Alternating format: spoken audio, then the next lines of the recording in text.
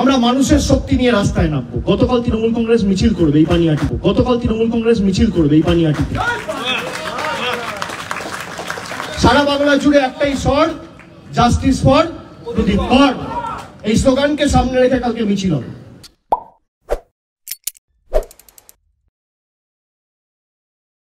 নমস্কার বন্ধুরা, আপনারা দেখছেন পারফেক্ট পলিটিক্স, সাদা বাংলায় রাজনীতির কথা। বন্ধুরা, অভিষেক বন্দ্যোপাধ্যায়ের এই যে স্লোগান, সেই স্লোগান নিয়ে একটা কথাই বিরোধীরা বলছেন যে শেষ পর্যন্ত কয়লা, বালি, পাথরের পর এবার স্লোগান চুরি।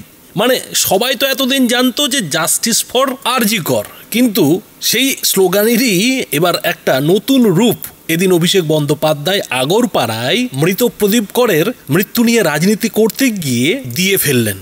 আর কি বললেন যে এবার বাংলায় নাকি জাস্টিস ফর প্রদীপ করের স্লোগান দিয়ে তৃণমূল রাস্তায় নামবে এবং আগামীকাল থেকেই পানিহাটিতে তৃণমূল এই মিছিল শুরু করছে, এই প্রতিবাদ শুরু করছে। যদিও এই কর্মসূচির কথা ঘোষণা করতে গিয়ে অভিষেক বন্দ্যোপাধ্যায় এদিন তার পিসির মতো, মানে তৃণমূল নেত্রী মমতা বন্দ্যোপাধ্যায়ের মতোই একটা ভুল করে ফেলেছেন।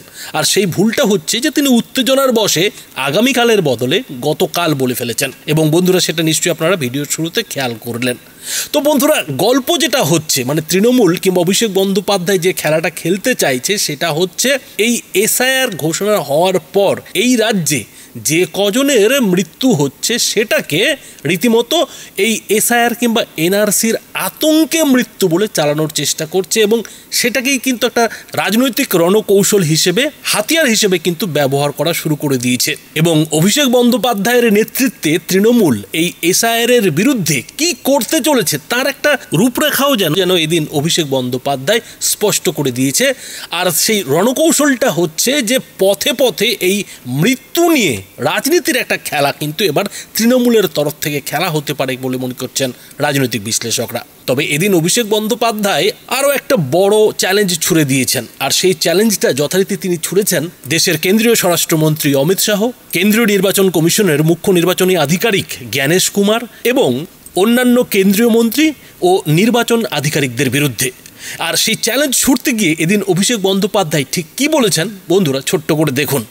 যখন ইচ্ছা, যাকে ইচ্ছা আমি বাংলাদেশি ঘোষণা করে দেবো, যাকে ইচ্ছা আমি রোহিঙ্গা ঘোষণা করে দেবো। জ্ঞানেশ কুমারের বাবার নাম আছে ভোটার লিস্টে, ডকুমেন্ট দেখাতে পারবে? অমিত শাহর বাবার জন্মের সার্টিফিকেট দেখাতে পারবে? প্রধানমন্ত্রী থেকে শুরু করে ক্যাবিনেটে যারা মন্ত্রী রয়েছে, স্বাস্থ্যমন্ত্রী, প্রতিরক্ষা মন্ত্রী, শিক্ষামন্ত্রী, অর্থমন্ত্রী, রেলমন্ত্রী, তার বাবার ঠাকুরদার জন্মের সার্টিফিকেট দেখাতে পারবে? যারা ইলেকশন কমিশনে কাজ করেন দেখাতে পারবেন? স্থানীয় যারা বিজেপির নেতারা যদি এখানে ঢোকেন, ঘিরে ধরবেন এদেরকে, বলবে বাবা ঠাকুরদার সার্টিফিকেট নিয়ে আয়, তারপর প্রচার করতে আসবে। বাবা ঠাকুরদার সার্টিফিকেট নিয়ে আয়, তারপর প্রচার করতে আসবি। বেঁধে রাখবেন গাছে, পোস্টে বেঁধে রাখবেন, হাত তুলবেন না। আমরা শান্তিতে বিশ্বাস করি। বলবেন সার্টিফিকেট নিয়ে আয়, তারপর তো দড়ি খুলবো।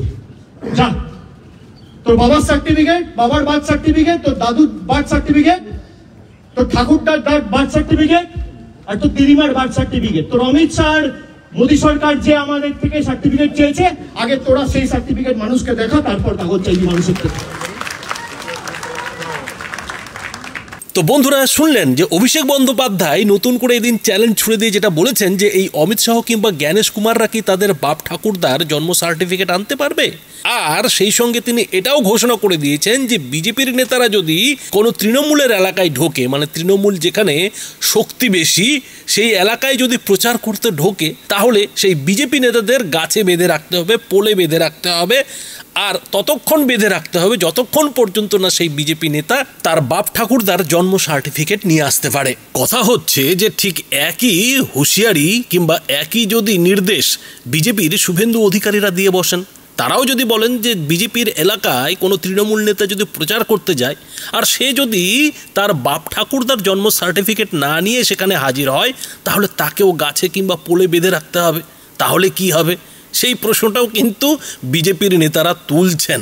তো বন্ধুরা, এইখানেই যেটা কথা হচ্ছে যে এই যে তৃণমূলের তরফে, অভিষেক বন্দ্যোপাধ্যায়ের তরফে জন্ম সার্টিফিকেটকে একটা হাতিয়ার করে মানুষের মনের মধ্যে এসআইআর নিয়ে যে একটা আতঙ্কের পরিবেশ তৈরি করা হচ্ছে, যেটা বলার চেষ্টা করা হচ্ছে যে এই জন্ম সার্টিফিকেট না থাকলে এসআইআর এ নাম থাকবে না, ভোটার তালিকায় নাম থাকবে না।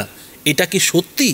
সত্যি কি কারো বাপ ঠাকুরদার জন্ম সার্টিফিকেট না থাকলে তার এসআইআর এ নাম থাকবে না, ভোটার তালিকায় নাম থাকবে না, তাকে একেবারে ভারত ছেড়ে চলে যেতে হবে? তো বন্ধুরা, এর উত্তরে পরিষ্কার কিন্তু ইলেকশন কমিশন জানিয়েছে।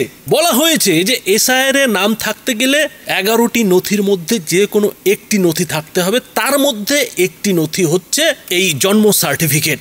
অর্থাৎ কারো যদি বাপ ঠাকুরদার জন্ম সার্টিফিকেট নাও থাকে তাহলেও কিন্তু 10টি নথি তার এই ভোটার তালিকায় নাম থাকার জন্য কিংবা এসআইআর করার জন্য যথেষ্ট।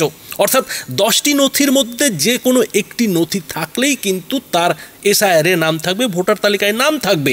এবং সেই সঙ্গে এটাও বলে দেওয়া হয়েছে যে কারো যদি ভোটার তালিকায় নাম কোনো কারণে বাদও যায়, তার মানে কিন্তু এই নয় যে সে এই দেশের নাগরিক নয় কিংবা কখনোই তার ভোটার তালিকায় নাম উঠবে না। তার জন্য কিন্তু ইলেকশন কমিশন পরে আরও সুযোগ দেবে, আরও সুযোগ কিন্তু থাকছে।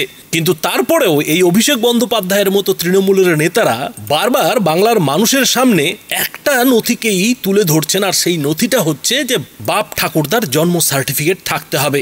আর এই জন্ম সার্টিফিকেট না থাকলেই নাকি এসআইআর এ নাম থাকবে না, ভোটার তালিকায় নাম থাকবে না। এবং এদিন আগরপাড়ায় এই প্রদীপ করের মৃত্যুর জায়গায় দাঁড়িয়ে এদিন অভিষেক বন্দ্যোপাধ্যায় সেই কথাটাই আরও একবার মানুষের সামনে বলে, মিডিয়ার সামনে বলে কিন্তু হাততালি কুড়োলেন।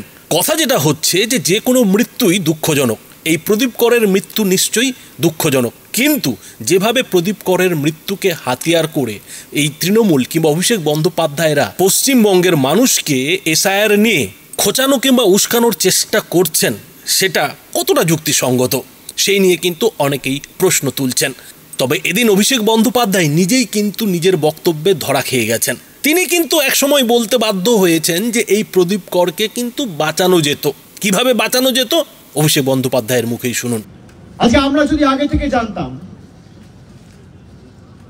আমরা প্রদীপ বাবুকে হয়তো বাঁচাতে পারতাম। তার পরিবারের কেউ জানেই না, কারোর সাথে তিনি আলোচনাই করেনি।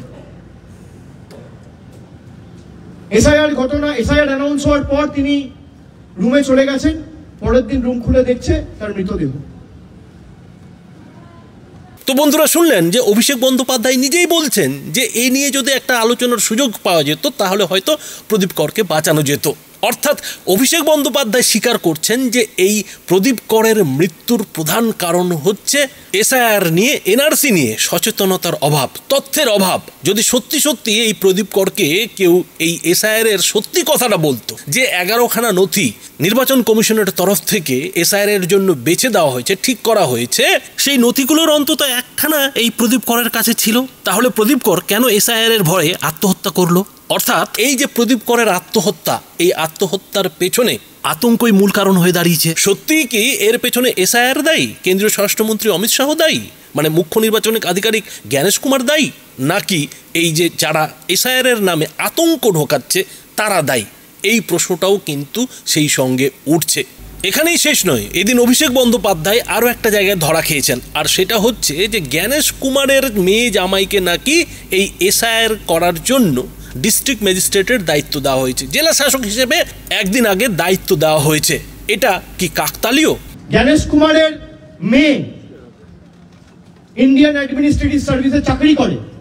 এসআইআর ঘোষণা হওয়ার পরে তাকে নয়ডার জেলা শাসক করে দায়িত্বে বসানো হয়েছে।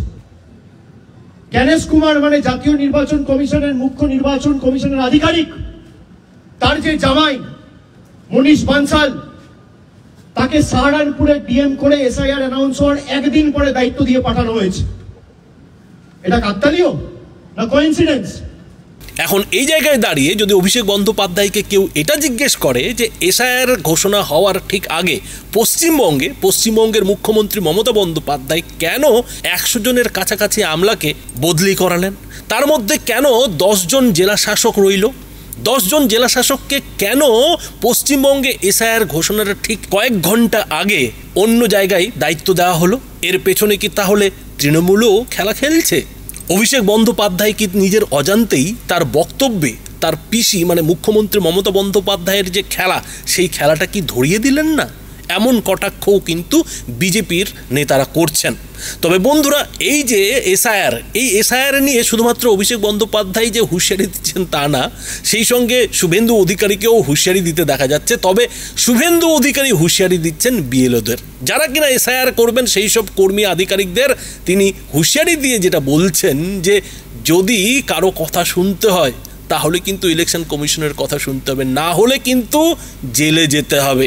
আর এই নিয়ে কথা বলতে গিয়ে শুভেন্দু অধিকারী এদিন ঠিক কি বলেছেন বন্ধুরা দেখুন। 52 জন বিএলও বিহারের জেলে আছে, এটা মাথায় রেখে তৃণমূলের কথা শুনবেন। শুনুন ইলেকশন কমিশনের কথা।